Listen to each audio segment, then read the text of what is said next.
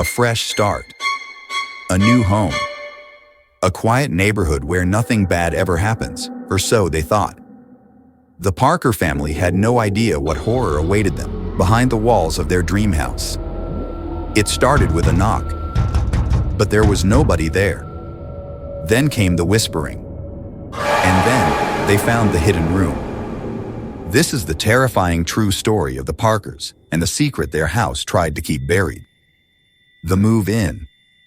In early spring of 2023, the Parker family, Mark, Sarah, and their 9-year-old daughter, Emily, moved into a 2-story colonial home in upstate New York. It had been sitting unsold for over a year, which they chalked up to the high price in the housing market. But the price had suddenly dropped by nearly 30%. Too good to pass up. The first few days were perfect. Emily loved her new room, Sarah enjoyed the garden, and Mark was busy setting up his home office. But on day 4, something strange happened. Scratching behind the walls. It started at night. Soft scratching. Sarah woke Mark one night after hearing what she described as breathing inside the walls. They called in a pest control team. Nothing was found. No droppings, no nests, nothing. Just silence. Until Emily told them about her new friend. She said her name is Elsie, Emily whispered. She lives in the walls. Mark assumed it was imaginary. Stress from the move, maybe. Until Emily said something chilling. Elsie told me not to go near the attic. She said that's where they locked her in. Discovery of the hidden room. The attic had been locked since the first day they moved in. The key wasn't in the welcome package. The realtor had brushed it off, saying it was probably just storage space, but now they needed to see for themselves. Mark broke the lock. Behind a wall of old furniture and dusty boxes, they noticed a thin line in the wooden paneling. It didn't match the rest of the attic wall. Curious, Mark pressed against it and the panel shifted. It was a hidden door. And behind it, a room. No windows. A rusted metal bed frame. Stained walls. And childlike drawings all over, scribbles of a girl crying.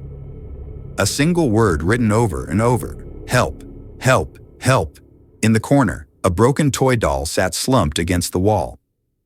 Its mouth sewn shut with red thread. The haunting escalates. That night, the house came alive. Whispers echoed through the halls. Emily screamed from her room, crying, "Elsie's mad. You found her room." The lights flickered.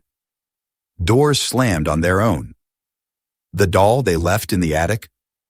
It appeared on the kitchen table the next morning, sitting upright. Its mouth unstitched.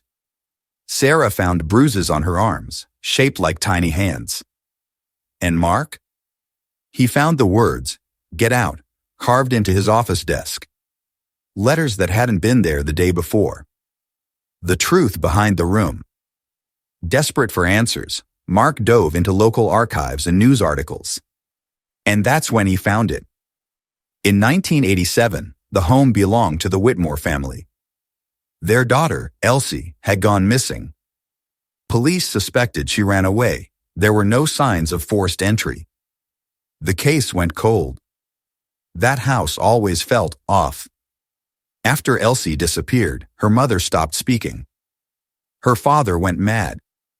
Said Elsie was still in the house, that she spoke to him at night, through the walls. The family's escape. The Parkers didn't wait. They left the very next day. They never sold the home. Didn't even return for their belongings. And to this day, the house sits empty again. The attic sealed. But at night, the neighbors swear they still hear scratching. If you enjoyed this story, don't forget to like, subscribe, and hit the bell for more terrifying tales. And remember, some doors are better left unopened.